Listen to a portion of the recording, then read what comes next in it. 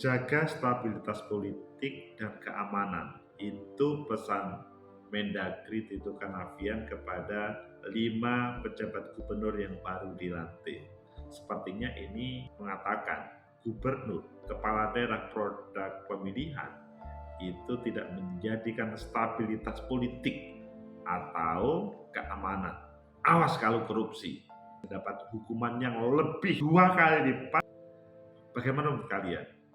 Menurut analisis saya,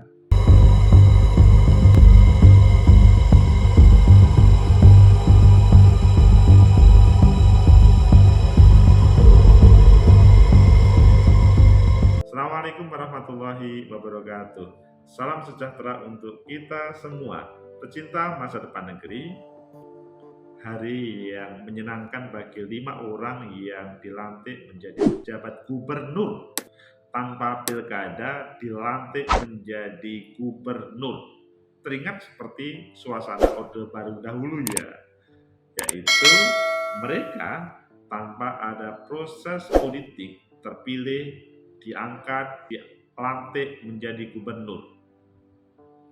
Hal ini terjadi pada persiapan pemilu 2024. Ada banyak orang yang akan digeser, maksudnya habis masa jabatan kepala daerah, gubernur, bupati, wali kota. Selanjutnya diangkat yang namanya PJ. Kebetulan pesannya itu agak tidak mengenakan dalam kehidupan demokrasi kita. Ayo kita baca di beberapa media. Selanjutnya nanti kita bahas sebetulnya apa dibalik pesan dari itu. Pertama, di detik.com, Mendagri Tito minta 5 PJ gubernur yang baru dilantik jaga stabilitas politik. Harus itu. Kalau di lainnya, berita 6, pesan Tito kepada 5 PJ gubernur, jaga stabilitas politik pemerintahan dan keamanan. Begitu juga yang ada di merdeka.com, pesan Mendagri ke 5 PJ gubernur, jaga stabilitas politik pemerintahan dan keamanan. Sama judulnya, ayo kita pilih mana menurut kalian. Oke, jarang-jarang kita membaca Merdeka ya, ayo kita baca Merdeka. Pesan Mendagri ke 5 PJ gubernur, jaga stabilitas politik pemerintahan dan keamanan. Ini sebuah berita yang masih hangat. Gubernur dalam arahannya, maksudnya Mendagri Tito Karnavian menjabat 5 pejabat gubernur, dalam arahannya menyampaikan, tolong yang paling utama jaga stabilitas politik pemerintahan dan keamanan, karena tanpa adanya stabilitas politik pemerintahan dan keamanan, semua program-program yang digulirkan, yang direncanakan akan sangat sulit dieksekusi, kata Tito di ruang Sasana Bakti Praja, Kemendagri, Jakarta, Kamis 12 Mei. Tapi ketika politik stabil di daerah masing-masing, pemerintahan juga berlangsung baik dan keamanan juga terjaga, baru bisa mengeksekusi program-program sambungnya. Selanjutnya, perkataannya serius-serius ini. Jangan lengah, kebijakan pemerintah pusat tolong terjemahkan dalam hal pandemi untuk konteks di wilayah masing-masing. Jadi konteksnya pandemi, bukan untuk persiapan pilkada.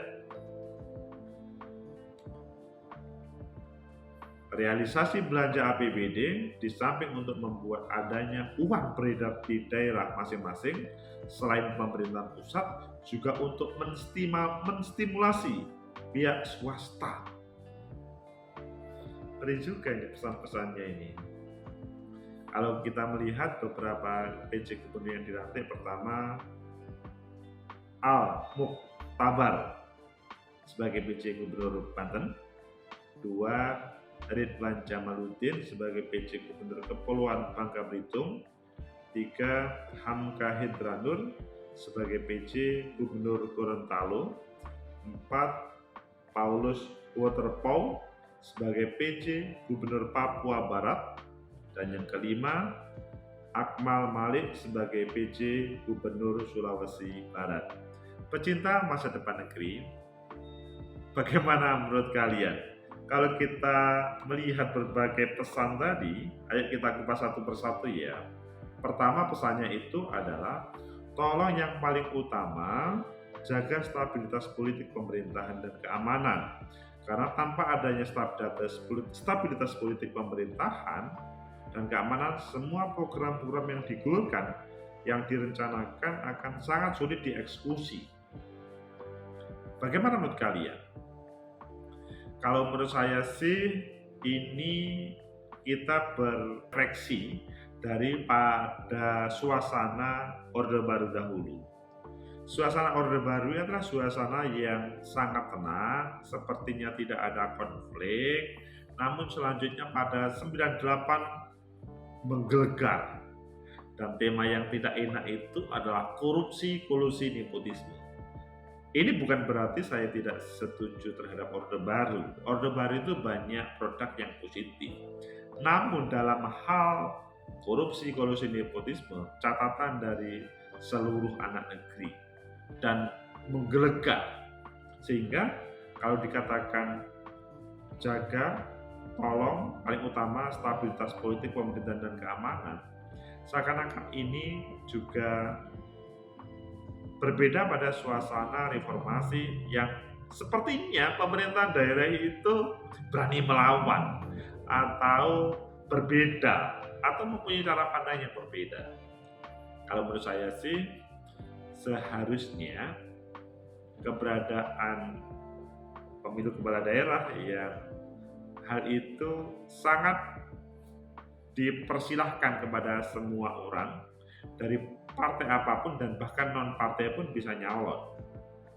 Hal ini bukan berarti akan menjadi mendelegitimasi pemerintah pusat ketika mereka mempunyai ide dan gagasan itu bagus.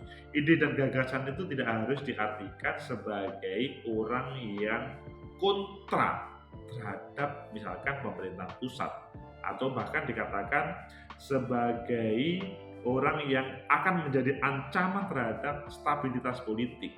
Begitu juga tentang keamanan. Karena apa? Demokrasi memberikan kesempatan kepada seluruh anak negeri untuk berkreasi. Ya, pada 2024 targetnya adalah ada kebersamaan antara pemerintah pusat, provinsi, dan kabupaten kota. Namun, kan belum ada jaminan bahwa di pemerintahan pusat dan calonnya itu sama dengan pemerintahan kabupaten atau kota ataupun provinsi. Karena apa? Koalisi partai politik yang mendukung kemungkinan tidak sama. Misalkan partai 1, 2, 3 untuk level pusat itu adalah ke calon A yang dari partai tertentu, kemudian 3, 4, 5, 6 kepada yang lain. Sangat mungkin pada proses pilpres, pileg antara kedua, ketiga itu tidak sama koalisinya, sehingga sangat mungkin ada perbedaan juga produknya nanti. Kita kembalikan kepada tema bahwa stabilitas politik, pemerintahan, keamanan itu menurut saya malah keberadaan pemerintah daerah tidak perlu semacam mengebiri teman-teman yang ada di daerah, maksudnya pemerintah pusat, tapi memberikan kesempatan untuk berkreasi. Kalau malahan mereka harus seperti pemerintahan pusat, tidak ada bedanya dengan pemerintahan Orde Baru. Maksudnya dalam hal strukturalismenya loh ya. Kan kalau pada 2022 muncul otonomi daerah, semua daerah diberi kesempatan untuk berkembang dan berpikir, itu kan bukan berarti ada stabilitas politik yang berbeda. Namun ada kreativitas yang harus diakomodir dan diberikan kesempatan untuk menampilkan, sehingga calon-calon presiden selanjutnya, kalau memang dia, maksudnya kepala daerah yang berprestasi, sangat mungkin dia menjadi sesuatu pada pilpres. Kemudian yang kedua, pesannya itu Ketika politik stabil di daerah masing-masing, pemerintahan juga berlangsung baik dan keamanan juga terjaga, baru bisa mengeksekusi program-program. Jadi sepertinya, sekali lagi, suasana reformasi yang hiruk pikuk, yang sebetulnya di situ muncul kritis, check and balancing, itu seakan-akan menjadikan sesuatu yang tidak menjadikan pembangunan ini tidak baik. Padahal kita ingat ya, pada waktu Orde Baru, pemerintahan Pak Harto itu bagus. Menjadi tidak bagus itu ketika ada yang bermain dan seakan-akan semuanya produknya Pak Harto, yang semuanya seakan-akan itu harus dibenarkan padahal ada sebuah kesalahan. Sekali lagi, di zamannya Pak Harto ada kebaikan, ada kesalahannya. Namun dalam hal terkait dengan kepemimpinan, yang pusat sama pemerintah daerah itu harus samina wa ta'na, itu menjadi masalah tersendiri. Bukan berarti ini memberikan kesempatan untuk protes atau menolak pemerintahan pusat, bukan. Tapi check and balancing, selain keberadaan Kemendagri, Kemendagri, eksekutif legislatif, maka pemerintah daerah ketika mereka diproduk dari sebuah pilkada, maka akan menghasilkan sesuatu yang pemerintah pusat boleh memberikan masukan, tetapi tidak boleh intervensi terhadap bagaimana membangun daerah. Cara pandang antara orang yang ada di pusat dan di daerah sedikit banyak ada perbedaan. Selanjutnya, jangan lengah kebijakan pemerintah pusat, tolong terjemahkan dalam hal pandemi untuk konteks di wilayah masing-masing. Ini tema utama adalah pilkada, pemilu, pilpres, pileg jadi satu di 2024. Boleh saja memang pada kesempatan ini ngomong tentang konteks pandemi. Namun yang lebih utama itu adalah bagaimana dia menjadi orang yang netral dalam pilkada nanti atau dalam pemilu 2024. Jadi dia tidak diintervensi oleh misalkan rezim penguasa ataupun dia diintervensi oleh partai politik penguasa ataupun yang lain. Namun bagaimana dia menampilkan sebagai sosok yang mempunyai kecenderungan kepada kebaikan dan kebenaran. Jadi tidak peduli terhadap siapapun. Namun sekali lagi, keberadaannya tetap diberi apresiasi untuk menjalankan tugasnya. Dan yang keempat adalah realisasi belanja APBD di samping untuk membuat adanya uang beredar di daerah masing-masing. Ini seakan-akan semuanya selesai di pemerintahan, maksudnya uang selama ini seakan-akan dihabiskan ke pemerintah pusat atau tempat lain. Padahal sebetulnya akan lebih baik orang yang lokal itu mereka akan berpikir, misalkan gini, sekda atau kepala dinas yang menjadi PJ bupati, intinya di level masing-masing, itu akan lebih mampu untuk merealisasikan sesuai dengan kebutuhannya. Tentunya mereka adalah orang yang niat untuk membangun daerahnya, bukan malah sebaliknya. Sehingga sangat tidak bagus kalau pejabat kepala daerah itu dihadirkan dari Jakarta, di struktur yang ada di pusat. Karena contoh seperti di Jawa Timur kan terkait KWPJ-nya masih lama. Sekdanya kan tarik-menarik, salah satu calonnya adalah dari salah satu kementerian di pusat. Ini pasti menimbulkan yang luar biasa, gesekan-gesekan. Pecinta masa depan negeri, itulah pelantikan 5 PJ kepala daerah yang sekarang seharusnya mereka tidak ada korupsi lagi, karena kemarin itu paling banyak menghadirkan korupsi karena alasannya karena mereka pada waktu kontestasi pilkada itu membutuhkan uang banyak, akhirnya korupsi. Ayo, bagaimana kalian? Apakah akan melihat sosok yang baik dalam artian tidak ada korupsi pada para PJ ini atau tidak? Kita harus berpikir positif, tapi kalau ada yang korupsi, mereka harus mendapat hukuman yang lebih 2 kali lipat dari produk gubernur, bupati kepala daerah yang produk pilkada.